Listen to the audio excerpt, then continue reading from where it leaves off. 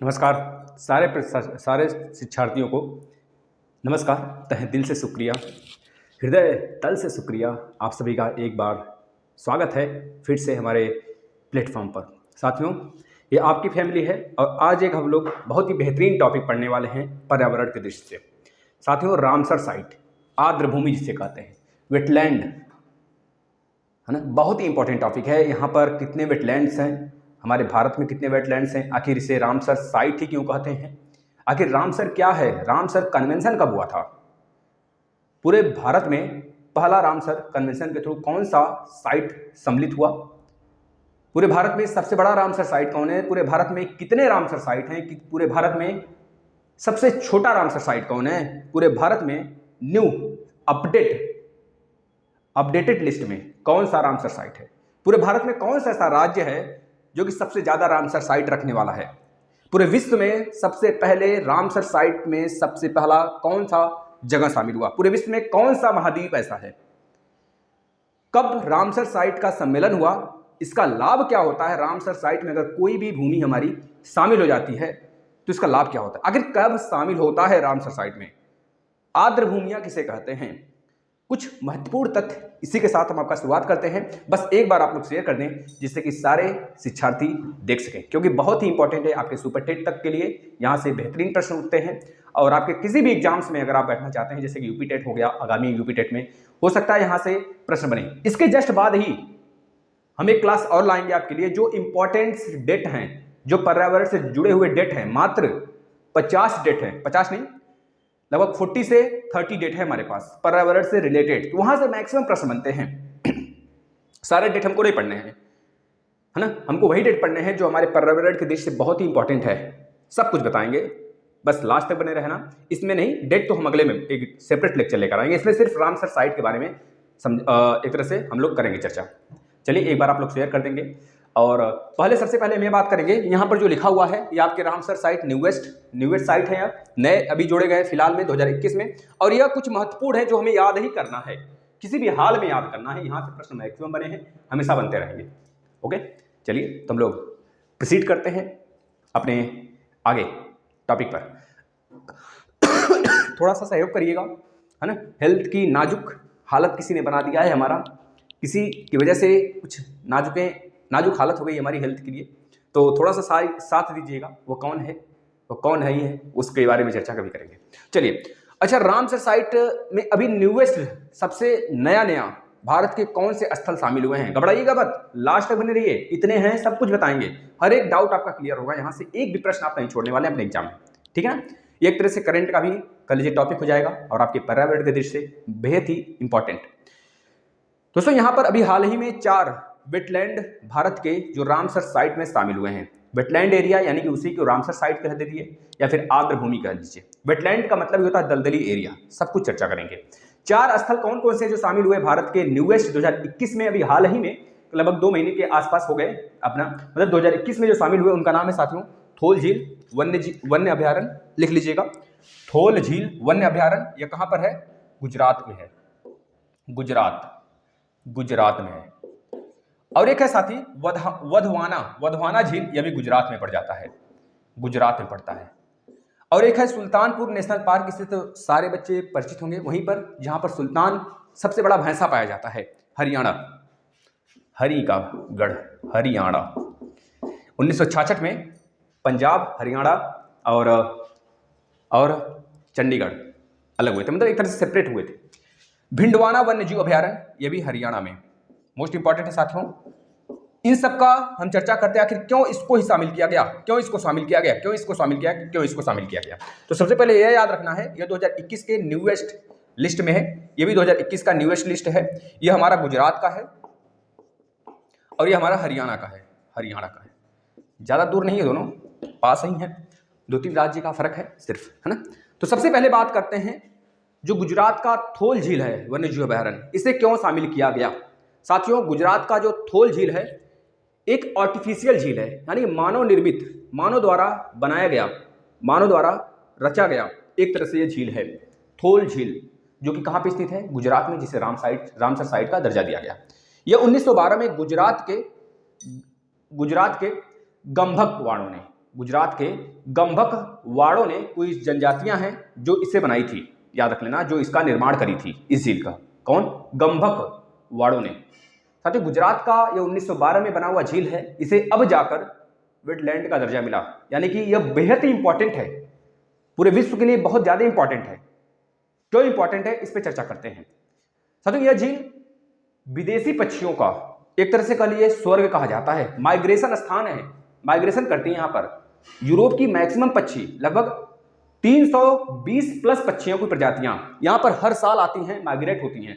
जब वहां पर ठंडी होती है तो 320 प्लस प्रजातियां, लिख लीजिएगा, 320 प्लस प्रजातियां यहां पर अपना आकर निवास बना लेती हैं।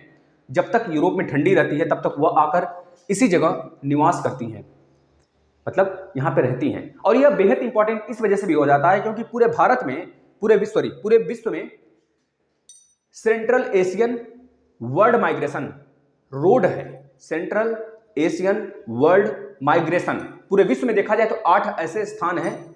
अच्छा, क्या होते हैं सेंट्रल एशियन वेस्ट माइग्रेशन? इसका मतलब क्या हो गया? मतलब एक तरह से पक्षियों का रास्ता, जिस रास्ते से पक्षियां चलते हैं, जैसे हमारे जहाज का कोई रूट होता है, जहाज का कोई रूट होता है, मतलब एक तरह से जहाज का जो हमें सेंस करता है, रोड को सेंस करता है। जैसे गाड़ियां जब रोड पे चलती है तो उसका भी कोई एक रोड होता है। अब ऐसा नहीं कि कहीं से भी रोड, कहीं से घुस जाएगी, नहीं, जहां पर रोड है उसी जगह चलेंगे। इस प्रकार से इन प्रजातियों की जो मतलब कि जो पक्षियां हैं, इन पूरे प्रजाति पक्षी के जितने भी पक्षी की प्रजाति हैं, सबका पूरे विश्व में 8 ऐसे रास्ते हैं, जिनमें से एक क्या है? Central Asian migration flyway.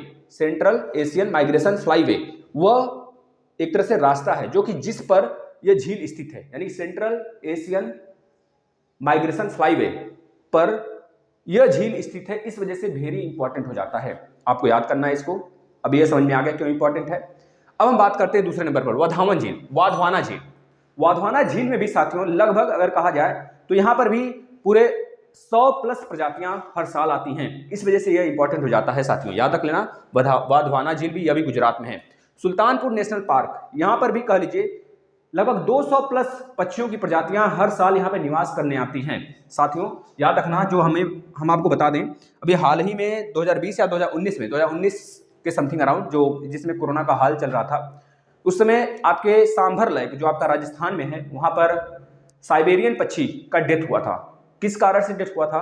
किसी केमिकल के कारण से डेथ हुआ था, या फिर जो हमारे समुद्र में कचरे होते हैं उसमें शायद कोई जानवर वगैरह था, या फिर कुछ ऐसे केमिकल्स को देखा गया था जिनके कारण पक्षियों का जो माइग्रेटरी पक्षी थी, जो साइबेरियन एरिया से आती हैं, हमारे यहाँ निवास करती हैं, काफी सुंदर सुंदर पक्षियां थी। लगभग 1000 पक्षियों, 500 से अधिक पक्षियों का डेथ हुआ था, क्योंकि उनके लिए सुविधा है। एक तरह से हमारा भारत एक तरह से संरक्षक है। अगर कुछ भी हानि होती है माइग्रेटरी पक्षी को तो उसका जिम्मेदार हमारा भारत होगा। जिस जगह बैठेगी उसका जिम्मेदार वह होंगे, और प्रजातियों को बचाना ही हमारा लक्ष्य है। इस पूरे अंतर्राष्ट्रीय संस्थान का पूरा लक्ष्य है। जितने भी अंतर्राष्ट्रीय संस्थान इससे बहुत ज़्यादा वर्क करते हैं। अभी सारी चीज़ें आपको क्लियर हो जाएंगी, घबराइएगा मत। तो वाधवान झील क्यों इंपॉर्टेंट है? सुल्तानपुर नेशनल पार्क क्यों इंपॉर्टेंट है? क्योंकि यहाँ पर भी बहुत सारी पक्षियां माइग्रेट करती हैं, लगभग 200 प्लस पक्षियां। और यह भिंडवाना वन्यजीव अभयारण्य क्यों इंपॉर्टेंट है साथियों? भिंडवाना वन्यजीव अभयारण्य इस वजह से इंपॉर्टेंट हो जाता है क्योंकि सबसे बड़ा आर्द्रभूमि स्थल है, सबसे बड़ा हरियाणा का आर्द्रभूमि स्थल है। साथियों हम एक आपको फैक्ट बताते हैं, अभी तक अगर देखा जाए, अभी तक आपके गुजरात में एक ही आर्द्रभूमि स्थल था, जिसका नाम है साथियों, याद रखना, आर्द्रभूमि स्थल यानी कि रामसर साइट में शामिल स्थल केवल एक था। उसका नाम है, याद रखना साथियों, उसका नाम है नल सरोवर लेक, जो कि 2012 में शामिल हुआ था। याद रख लेना, नल सरोवर झील, नल सरोवर झील। यह कहां पर है? नल सरोवर झील गुजरात में है। गुजरात का एकमात्र अभी तक का, मतलब 2021 से पहले, यह दोनों बनने से पहले 2012 में यह रामसर साइट का दर्जा इसे मिला था, है ना। अब हाल में जब यह दोनों बन गए तो अब गुजरात में 3 रामसर साइट स्थल हो गए। कितने हो गए? 3 हो गए। यानी कि पहला यह था नल, अब हो गए थोल झील और वाधवाना झील। इस चीज को आपको याद कर लेना मेरे प्यारे मित्रों, और इसको कॉपी पे नोट कर लेना है। देखना आज के बाद आप रामसर साइट में शायद ही गलती करो। अगर गलती करते हो तो आप अपनी गलती से करते हो, क्योंकि आपका रिवीजन नहीं होता है। आपको सारे लेक्चर दे दिए गए, पर्यावरण के जितने भी लेक्चर हैं मैक्सिमम आपको प्रोवाइड किए जा चुके हैं, मैथ के प्रोवाइड किए जा चुके हैं, हिंदी के बेहतरीन क्लासेस दे दिए गए हैं। बताना अब क्या रह गया है कमी? अगर कोई कमी हो तो बता देना, लिख देना, टाइप कर देना। बस यही कमी है कि आपकी संख्या नहीं बढ़ती है, लेकिन हम नहीं हार मानेंगे। कभी न कभी तो उन बच्चों को काम आएगा जो बच्चे भटकते हैं, जो बच्चे चंद रुपए देकर पढ़ाई करते हैं, है ना, उनके लिए तो कम से कम ये काम आएगा। कभी न कभी आप नहीं शेयर करोगे तो खुद ढूंढते हुए आ जाएंगे। मंजिल खुद चल के नहीं आती है, मंजिल पे चल कर जाया जाता है, ठीक है ना। तो खुद आएंगे ढूंढते ढूंढते। शेयर आप कितना भी कर लो, अगर उनके तक नहीं पहुंचना होगा तो नहीं पहुंचेगा। यह आपकी जिम्मेदारी है कि आप कितना शेयर करते हो, कितना प्यार दिखाते हो। भाई बस आप ही पढ़ लो, मत दिखाओ प्यार, यह भी हमारे लिए मंजूर है। लेकिन अगर शेयर कर देते हो तो थोड़ी सी उन बच्चों को लाभ हो जाएगा, उन विद्यार्थियों को लाभ हो जाएगा जो कहीं पे पैसे देकर पढ़ते हैं या फिर ऐसे लेक्चर उनको नहीं मिल पाते हैं। तो आप थोड़ा सा शेयर करने का कष्ट किया करें और स्टेटस वगैरह लगा दिया करें। इसके बाद Sultanpur national park, Bhindawana national park. साथियों अभी तक हरियाणा में अगर बात करें, एक भी आर्द्रभूमि स्थल तो थे लेकिन रामसर साइट में नहीं शामिल है। याद रखना, अभी तक हरियाणा का एक भी स्थल रामसर साइट में नहीं शामिल था। अब 2 स्थल शामिल हो गए हैं, तो आपके आने वाले किसी भी एग्जाम्स में पूछा जा सकता है कि हरियाणा के रामसर साइट का नाम बताइए जो भी हाल ही में शामिल हुआ। कौन सा बताएंगे? सुल्तानपुर नेशनल पार्क और भिंडवाना वन्यजीव अभ्यारण्य। बातें क्लियर हैं? अब आगे चलते हैं। रामसर समझौता क्या है? अच्छा, इतनी बातें तो हो गई, अभी इस पे चर्चा करेंगे, घबराइएगा मत मेरे यार, है ना। रामसर समझौता क्या है? अच्छा बताना। दोस्तों रामसर एक ईरान का शहर है। इसको लिखेंगे नहीं, आप अगर सुन रहे हैं तो अच्छी बात है कहानी की तरफ, वरना एक पेन ले लें, कॉपी ले लें, लिखते चले हमारी बातों को सुनकर, ठीक है ना। रामसर एक ईरान का शहर है। यहीं पर 2 फरवरी 1971 को आर्द्रभूमि के संरक्षण और अस्थायी उपयोग के लिए एक अंतर्राष्ट्रीय संधि पर हस्ताक्षर किया गया था। उसमें हमारा भारत भी शामिल था, याद रख लेंगे। हस्ताक्षर किया गया था 1971, 2 फरवरी 1971 को। इस वजह से हर साल 2 फरवरी को आर्द्रभूमि स्थल मनाते हैं, आर्द्रभूमि स्थल दिवस मनाते हैं, आर्द्रभूमि दिवस मनाते हैं, वेटलैंड डे मनाते हैं। ये चीज़ को याद रख लेना, 2 फरवरी को। क्यों मनाते हैं? क्योंकि 2 फरवरी 1971 को आर्द्रभूमि संरक्षण पर सारे देश मिलकर, अंतर्राष्ट्रीय स्थल पर सारे देशों ने संकल्प लिया था, एक तरह से कसम खाई थी कि हम अपने आर्द्रभूमि स्थल को जरूर बचाएंगे। क्योंकि जब इनका विनाश हो गया ना, तो पूरे विश्व में अंतर्राष्ट्रीय संस्थाएं जितनी हैं उन्होंने एक डाटाबेस तैयार किया है। यह कहा है कि अगर आर्द्रभूमि स्थल पर थोड़ा सा भी खतरा मंडरा गया, यानी 40% पूरे विश्व का प्रजाति खत्म। प्रजाति का मतलब जनजातियां नहीं, प्रजातियां, पक्षियों की प्रजातियां, जीवों की प्रजातियां वैसे ही विलुप्त हो रहे हैं। बहुत सारे रेड डाटा बुक में शामिल हो रहे हैं। रेड डाटा बुक पे एक अलग सा सेपरेट हम वीडियो लाएंगे, घबराइएगा मत। अब अगर खतरे में पड़ गए तो आधे तो खत्म ही हो रहे हैं और भी खत्म होने लगेंगे। इस वजह से इसको सेफ करती है अंतर्राष्ट्रीय संस्थान, है ना, याद रखना इसकी। इसी वजह से इसका नाम क्या पड़ गया? Ramsar site. क्योंकि रामसर जगह पे हुआ था, ईरान का कैपिटल तेहरान, और ईरान के ही अंदर, ईरान एक देश है, अरेबियन देश है, जो कि वहीं पर स्थित है रामसर साइट, रामसर शहर में ही यह घटना हुआ था, हस्ताक्षर हुआ था विश्व स्तर पर। इस वजह से इसको क्या कहते हैं? रामसर कन्वेंशन, है ना, रामसर समझौता। इस चीज को याद रखना। दोस्तों इसका उद्देश्य पूरे दुनिया में महत्वपूर्ण वेटलैंड जितने हैं उसको सुरक्षा प्रदान करना है। यह समझौता तो हुआ था 1971 को, लेकिन लागू कब से हुआ, प्रभाव में कब से आया? तो याद रखना 12 दिसंबर 1975। 2 बात याद रखना, कब लागू हुआ था, कब से स्टार्ट हुआ, मतलब कब यह हस्ताक्षर हुए। तो 2 फरवरी 2 फेब 1971 को तो यह क्या हुआ? हस्ताक्षर हुए। पूरे विश्व ने माना और हस्ताक्षर किया, है ना। इसके बाद संरक्षण की जो व्यवस्था थी माना इन्होंने 1971 को। इसके बाद जब ये कब लागू हो गया? तो 12 दिसंबर 1975 से यह लागू हो गया। इन दोनों डेट को आप याद रख लेना, यहां से प्रश्न बन सकते हैं। अच्छा, अब इसका लाभ क्या है? हम मान लेते हैं हमारे जो भारत के ये स्थल हैं, ये सारे स्थल हैं, तो वह सब के सब शामिल हो गए रामसर स्थल में। घबराना मत, बताएंगे कितने स्थल हैं। अभी तनिक भी टेंशन ना लाना दिमाग में, हर एक चीज यहाँ से, हर एक डाउट यहाँ से क्लियर होगा जो आपके एग्जाम में देखने को मिलेगा।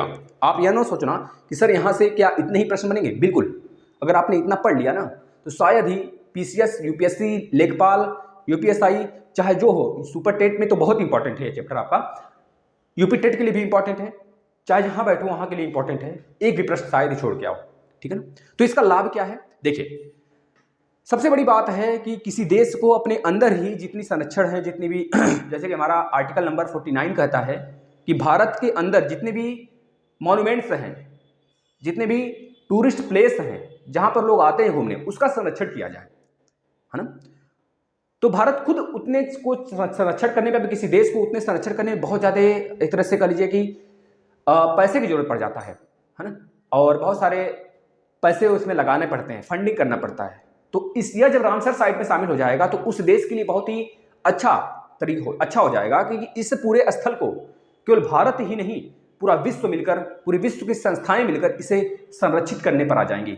ये पूरे भारत में, ये स्थित तो इस भारत में है, फिजिकली रूप से तो भारत में स्थित होगा, लेकिन आत्मा इसकी पूरे विश्व में वास करने लगेगी, है ना।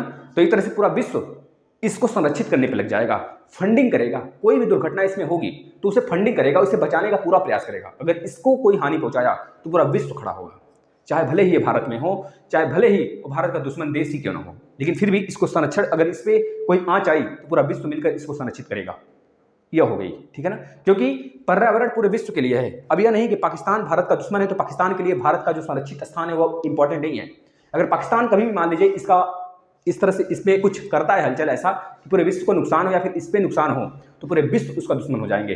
इस तरह से यह स्थल है, मतलब यह कन्वेंशन हुआ है। याद रखना, जो स्थल इसमें शामिल हो जाते हैं रामसर साइट में उसका संरक्षण पूरी तरह से इंटरनेशनल संस्था देखती है और उसके रख रखाव का पूरा जिम्मेदारी, पूरा फंडिंग वह करती है। चाहे प्रोडक्शन हो, चाहे कन्वर्जेशन हो, कुछ भी हो, रामसर साइट में अगर शामिल हो गया तो पूरी तरीके से उसको पूरा विश्व स्थल पर जो इंटरनेशनल संस्थाएं बनी हैं वो देखती हैं। साथियों, यह आदिवासी के जीवों के लिए, आदिवासी के जीवनों के लिए, जीवन यापन के लिए भी बेहद इंपॉर्टेंट होता है, क्योंकि जो आदिवासी होते हैं यहाँ से मछली पालन, खेती करना, इसी के चारों तरफ की सारे इलाके, यहाँ पे बहुत जीव प्रजातियां पाई जाती हैं। इस वजह से भी यह बहुत ज्यादा लाभ स्तर पर देखा जाता है। आर्द्रभूमि किसे कहते हैं, अब बात यहाँ पे आएगी। किसे कहेंगे आर्द्रभूमि? आखिर किसे कहेंगे? जमीन को कहेंगे? एक बाल्टी पानी को कहेंगे? 4 लोटा पानी को कहेंगे? किसे कहेंगे? पूरे बड़े बड़े समुद्र को कहेंगे? किसे कहेंगे आखिर आर्द्रभूमि? साथियों, आर्द्रभूमि का मतलब हो गया पानी में स्थिति, मौसमी या फिर अस्थायी पारिस्थितिकी तंत्र। समझ गए? मतलब कि पानी में स्थित मौसमी या फिर अस्थायी पारिस्थितिकी तंत्र। अस्थायी का मतलब जो खत्म ना हो सके, अस्थायी का मतलब जो, जैसे कि बारिश का पानी लग गया, अब आपके गली में लग गया बारिश का पानी, तो 1 महीने 2 महीने तक गली में पानी लगा रहा, इसके बाद धूप हुआ अच्छे से, मतलब सूख गया, तो वह हमारा पारिस्थितिकी तंत्र में नहीं आता है, क्योंकि वह तो क्षणभंगुर है, क्षण भर के लिए भाई, इसके बाद तो कहानी उसका खत्म हो जाने वाला है ना। तो वह हमारी पारिस्थितिकी तंत्र में नहीं आएगा, ना ही कभी वह आर्द्रभूमि स्थल बन पाएगा, है ना। तो याद रखना, अस्थाई हो और मौसमी, वैसे मौसमी जो खत्म ना हो कभी। अब वैसे मौसमी नहीं गांव गली में लग गया, नहीं, खत्म ना हो, ठीक है ना, यह चीज। दोस्तों, इसमें कैसे स्थल आते हैं? इसमें दलदल नदियां हो गई, झीलें हो गए, डेल्टा हो गए। डेल्टा का मतलब जो हमारे पूरब की तरफ सारी नदियां बहती हैं वो सारी की सारी डेल्टा बनाती हैं। डेल्टा हो गया, बाढ़ का मैदान हो गया, चावल की खेती हो गई। चावल की खेती में मेथेन पाया जाता है, आपको पता है। मेथेन सबसे भारी हमारे उसको लेयर को हानि पहुंचा रहा है भाई, जो हमारा ओजोन लेयर है। मेथेन हो गया, समुद्री क्षेत्र हो गया, तालाब हो गया और जलाशय हो गए, बहुत सारे जलाशय हो गए। इसे जल और स्थल के मध्य का, जो रामसर स्थल होते हैं, इसे जल और स्थल के मध्य का संक्रमण क्षेत्र कहते हैं। याद रख लेना, आर्द्रभूमि जैव विविधता की दृष्टि से बेहद ही समृद्ध और बेहद ही इंपॉर्टेंट है ना। इस वजह से भी आर्द्रभूमि इसे कहेंगे। और आर्द्रभूमि को संभालना पूरे विश्व का एक तरह से सबसे पहला मोटिव है, क्योंकि यहाँ पर सारी प्रजातियां पाई जाती हैं, बहुत सारी प्रजातियां पाई जाती हैं। उसको विनाश से रोकना, अगर यह खत्म हुआ तो मतलब 40% प्रजातियां खत्म। 1 मिनट, सिर्फ 1 मिनट रुकिएगा।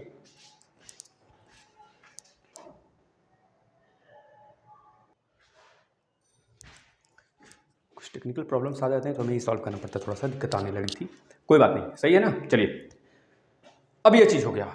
अब इसके बाद कुछ इंपॉर्टेंट डेज हैं, जैसे बात करें 2 फरवरी को, उसको हम एक अलग सेपरेट वीडियो लाएंगे, लेकिन कुछ है थोड़ा बहुत देख लीजिए। जैसे 2 फरवरी को आर्द्रभूमि दिवस मनाया जाता है, आर्द्रभूमि दिवस मनाया जाता है, आर्द्रभूमि दिवस, इसको संरक्षण के लिए, क्योंकि 2 फरवरी 1971 को ही यह समझौता हुआ था, 1975 को लागू हुआ था। ये चीज याद होना चाहिए।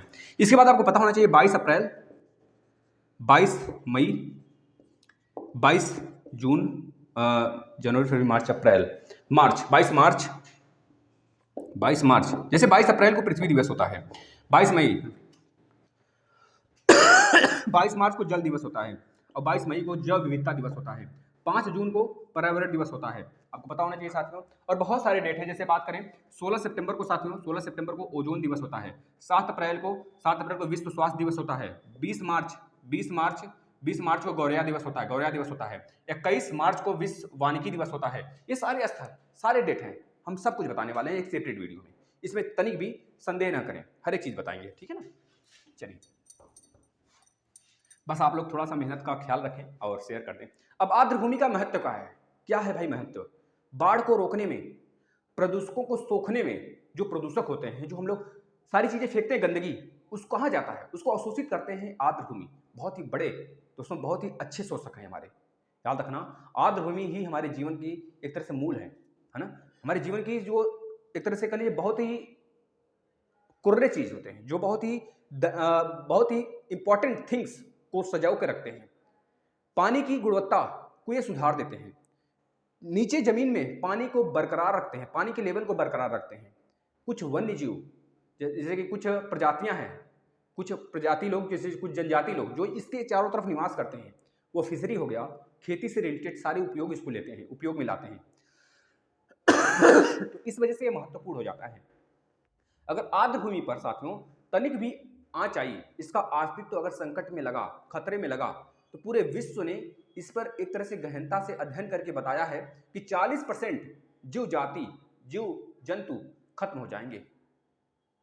अब इंपॉर्टेंट थिंग्स लिखिएगा यहां से, बेहद ही इंपॉर्टेंट चीजें। पूरे विश्व में 2300 से अधिक रामसर साइट हैं। एक एक नोट डालकर, पेन से कॉपी से नोट डालकर लिखते चलिए, या फिर स्लैश लगाकर, इस तरह से स्लैश बनाकर आप लिखते चलेंगे, यहां से प्रश्न मैक्सिमम बनते हैं।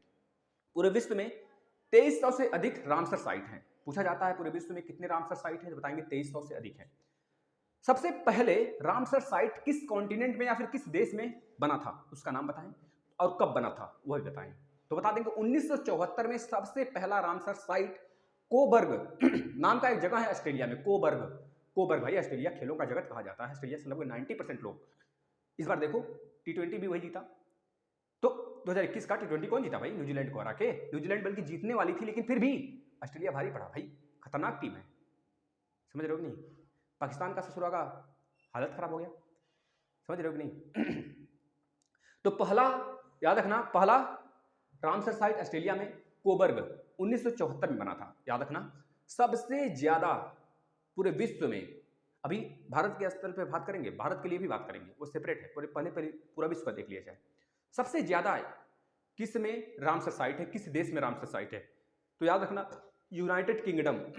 यूनाइटेड किंगडम में सबसे ज्यादा रामसर साइट है। कितने हैं रामसर साइट? 175 रामसर साइट है। पूरे विश्व में तो 23 है, 2300 है, 2300, 2300, 2300। लेकिन अगर बात करें यूनाइटेड स्टेट में, यूनाइटेड किंगडम में, यूनाइटेड किंगडम में बात करें तो 175 रामसर साइट है। पूरे विश्व का सबसे ज्यादा रामसर साइट स्थल हमारे यूनाइटेड किंगडम में है। भारत में पहले 42 थे, लेकिन अब फिलहाल में 4 अगर मिल जाते हैं तो पूरे भारत में अगर देखा जाए तो 46 हो गए।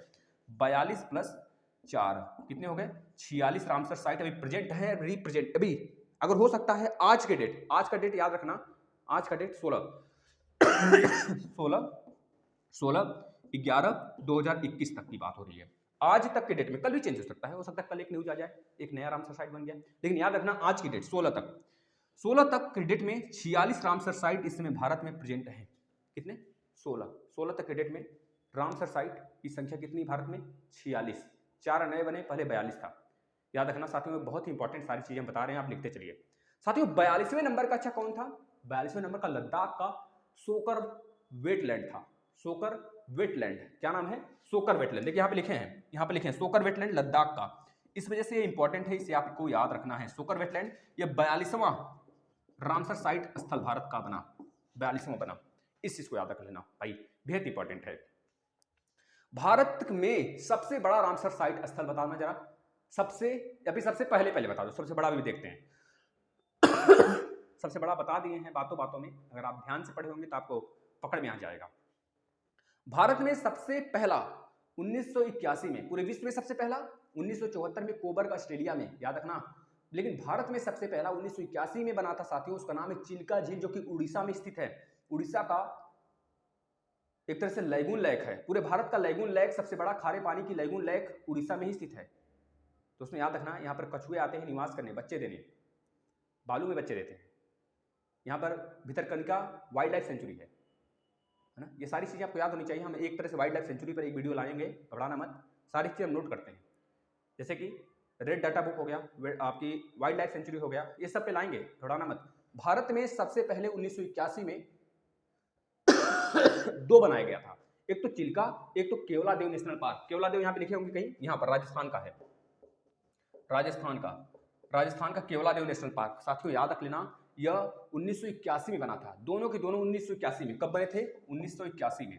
यह 1981 में बना था। और एक कौन है भैया? एक चिल्का। चिल्का कहीं लिखे हैं? नहीं लिखे, अच्छा लिखे हैं। यह भी 1981 में, यह उड़ीसा का है, उड़ीसा का, यह उड़ीसा का है। यह भी 1981 में बना था साथियों। इस वजह से हमने इंपॉर्टेंट डाल के लिख दिया है, याद रख लेना। केवलादेव नेशनल पार्क है ना, याद रखना। भारत के राजस्थान में पाया जाता है, राजस्थान में है, राजस्थान में भरतपुर, आपने देखा होगा, सुना होगा भरतपुर, या फिर गए भी होंगे घूमने, कौन सा विदेश में है। इसके बाद साथियों भारत का यह हो गया पहला, है ना, नेशनल पार्क। और दोनों जो हमने बता दिया। पूरे भारत में रामसर साइट स्थलों की संख्या पूछा जाता है तो बता देंगे भाई 46 है, ये बात हो गया। इसके बाद पूरे भारत में सबसे ज्यादा रामसर साइट किस राज्य में है? याद रख लेना, यूपी में। उत्तर प्रदेश में पूरे 8 हैं, 8 हैं, 8 रामसर साइट स्थल हैं पूरे, कहां पर? यूपी में, याद रखना साथी। अगर पूछा जाता है पूरे भारत का सबसे बड़ा रामसर साइट स्थल कौन सा है, पूरे भारत का सबसे बड़ा, याद रखना साथियों, सबसे बड़े की बात हो रही है तो याद रखना सबसे बड़ा पश्चिम बंगाल में बनाया जाने वाला गंगा और ब्रह्मपुत्र द्वारा सुंदरबन का डेल्टा सबसे बड़ा है भाई, याद रखना। पश्चिम बंगाल में स्थित है सुंदरबन का डेल्टा। यहाँ पे लिखें कहीं, हाँ लिखें, सुंदरबन का डेल्टा, यह पश्चिम बंगाल का है भाई, पश्चिम बंगाल का। दीदी का गढ़ आपको पता होना चाहिए। दीदी ने इस बार नाको चने चबुआ दी थी, किसको भाई? हमारे अमित शाह जी को, है ना। प्रधानमंत्री जहाँ पे दौड़ के जाएं एक सीएम की कुर्सी के लिए, तो कितनी शर्म की बात है ना।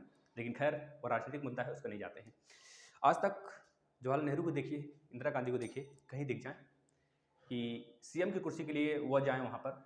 और खैर मोदी जी भाई निराले हैं, कहीं भी जा सकते हैं, कुछ भी कर सकते हैं, कभी भी कुछ भी हो सकता है, कुछ नहीं कहा जा सकता। क्योंकि भाई राजनीतिक बहुत कुत्ती चीज़ है, बहुत कुत्ती चीज़ है। किसी का उसमें कुछ, कोई भाई कोई बहन कुछ नहीं, बहुत कुत्ती चीज़ है भाई। इसके बाद आ जाते हैं साथियों, किस पे हम थे? हाँ, पूरे भारत में सबसे बड़ा वेटलैंड पश्चिम बंगाल में स्थित है जिसका नाम है सुंदरबन का डेल्टा। सबसे छोटा पूरे भारत में हिमाचल प्रदेश में स्थित है जिसका नाम है रेणुका। क्या नाम है भाई? रेणुका लिखे, हाँ रेणुका। पूरे भारत में सबसे छोटा रामसर स्थल है रेणुका, याद रखना। ये कहाँ पे स्थित है भाई? हिमाचल प्रदेश में, हिमाचल प्रदेश में। इस तरह से अब कुछ इंपॉर्टेंट है जो आपको बता दें, हम उसको नोट कर लीजिए। भारत के महत्वपूर्ण, सारे नहीं याद करने, 46 से क्या 46 के 46 याद करेंगे नहीं, पहले तो ये 4 याद रख लेना है। कौन कौन से? थोल झील, बाधवाना झील, ये कहाँ पे है? गुजरात में है। एक गुजरात में और है नल सरोवर लेक, यानी कि ये पूरे के पूरे तीनों कहाँ पे है? गुजरात में हो गए। Sultanpur national park, Bhindawana national park, वन्यजीव अभयारण्य, ये दोनों के दोनों हरियाणा में है। हरियाणा का सबसे बड़ा रामसर स्थल भिंडवाना वन्यजीव अभयारण्य, ये चीज याद रखना। सुल्तानपुर नेशनल पार्क में लगभग 200 प्लस प्रजातियां आती हैं पक्षियों के, यहाँ पर 100 प्लस आती हैं और यहाँ पर 300 प्लस आती हैं, इस चीज़ को याद रखना।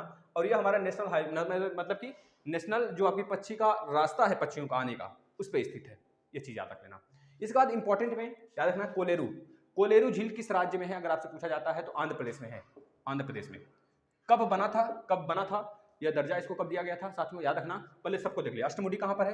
केरल में है, अष्टमुडी केरल में है। बेम्बानाड झील भाई कहाँ पर है? ये भी केरल में है, बेम्बानाड भी केरल में है। इन सबको सन 2002 में वेटलैंड का दर्जा दिया गया था, यानी कि रामसर साइट, वेटलैंड तो है ही, रामसर साइट का दर्जा दिया गया था, याद रखना साथी। इसके बाद रेणुका को 2005 में, इसके बाद सुंदरबन का डेल्टा इसको 2019 में भाई।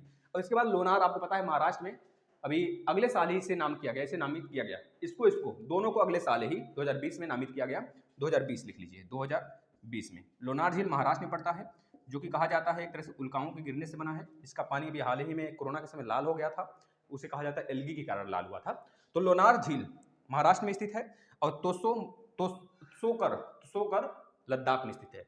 लद्दाख इस वजह से इंपॉर्टेंट हो जाता है क्योंकि अभी हाल ही में 5 जुलाई 2019 को इसे एक तरह से अलग राज्य का दर्जा मिला, यूटी का दर्जा मिला है, इस बात को याद रखना। बस ये सारी चीजें हो गई। है ना। ये सारे के सारे इंपॉर्टेंट हो गए, ये नए हो गए, और जो इंपॉर्टेंट तथ्य थे हमने आपको बता दिए। बताइएगा कैसा लगा वीडियो, और अच्छा लगे तो इसे शेयर करिएगा, अपने भाइयों को बताइएगा, और बेहतरीन तरीके से पढ़ाई करिए। सारे क्लासेस हर एक सब्जेक्ट के आपको दिए जा रहे हैं, सजो कर रखे गए हैं। आ जाइए प्लेलिस्ट में, हर एक चीज़ पढ़ डालिए भाई, सारी चीज़ें फ्री में है। और करंट हेवन का नाम का टेलीग्राम है, करंट हेवन, उस पर भी जुड़ जाइए। वहाँ पर सारे PDF दे दिए गए हैं।